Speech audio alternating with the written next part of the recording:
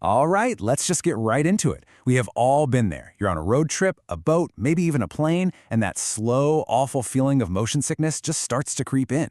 It can absolutely wreck a great day. But what if I told you the real reason it happens has almost nothing to do with your stomach and everything to do with a wild little glitch happening inside your brain? You know the feeling, right? It's so frustrating. You're just sitting there, totally still, maybe looking at your phone, and then boom, your body just decides it's time to feel completely miserable. It's a feeling almost everyone on the planet knows, but the actual reason why it happens is pretty fascinating. So, this is the main takeaway, the thing that changes how you think about this forever. While your stomach is definitely where you feel all the misery, oh yeah, you feel it there. It's not where the problem starts. The real issue is a kind of sensory mismatch, a temporary but very convincing glitch in your brain's processing system. To really get what this glitch is all about, we have to look at how your brain understands where you are in the world. See, it's constantly getting reports from a whole team of senses, but every once in a while, those reporters start telling completely different stories. And here it is. This is where the whole mess begins.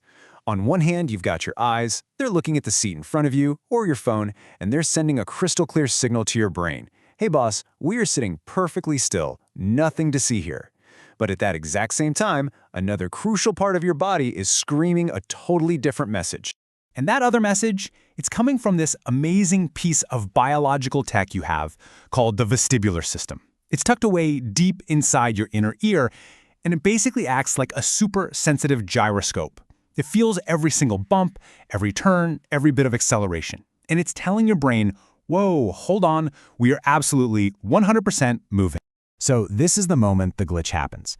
Your brain gets these two reports on its desk at the same time. One says we're still, the other one says we're moving. Faced with this complete paradox, your brain, well, it kind of freaks out. It doesn't know which report to trust, and that sensory conflict is the trigger for everything awful that comes next. Okay, so a confused brain, we'd get that part. But how in the world does that lead to a churning stomach?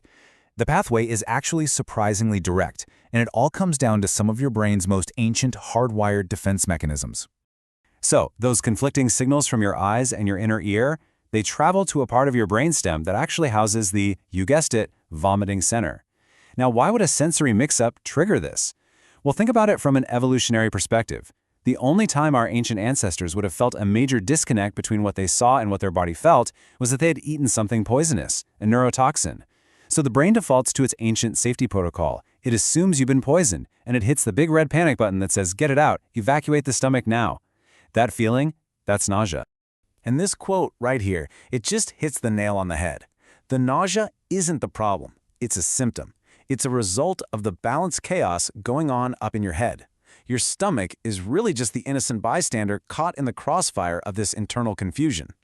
It's also really important to separate motion sickness from other kinds of dizziness. You see, true vertigo, the kind from an inner ear issue, feels like the whole world is spinning around you. But dizziness from, say, low blood sugar or indigestion feels more like you're about to faint. This just confirms it again. Motion sickness is, at its core, a balance problem, and the stomach stuff is just a side effect. Okay, so now that we know the why, we can get to the really good part, the how. How do we actually fix this brain glitch when it's happening? Well, all the solutions are about one thing, helping your brain resolve that sensory conflict. Every single one of these tricks is designed to give your brain consistent, reliable information. When you stare at the horizon, your eyes finally see the motion that your inner ear is feeling. Conflict resolved. If you close your eyes, you just take the visual report out of the equation entirely. No conflicting reports, no problem. And avoiding reading or looking at screens, well, that's just a great way to prevent the conflict from ever starting. Now, even though your stomach isn't the root cause, you can definitely make things better or way, way worse with what you put in it. Think light, think bland. Traveling on a totally empty stomach can actually make you feel nauseous on its own. But a stomach packed with greasy, heavy food is just asking for a disaster when your brain starts to sound that poison alarm. For hundreds of years, travelers have sworn by a few natural remedies. Ginger is a huge one. It's been studied a lot and is known to help with digestion and calm that queasy feeling. Things like peppermint or the scent of a lemon can act as a really pleasant distraction for your brain, kind of helping to override those nausea signals. And then there's a really cool one, acupressure. This is a technique you can literally do anywhere, anytime. The Naiguan point is a famous spot in traditional medicine known for relieving nausea. Just follow these simple steps, apply some firm, steady pressure, and you can actually send a calming signal that helps quiet down that queasiness. It's a fantastic drug-free tool to have in your back pocket. And, all this brings us to one last really interesting thought. Motion sickness is this ancient problem, right? It's born from how our brains are wired.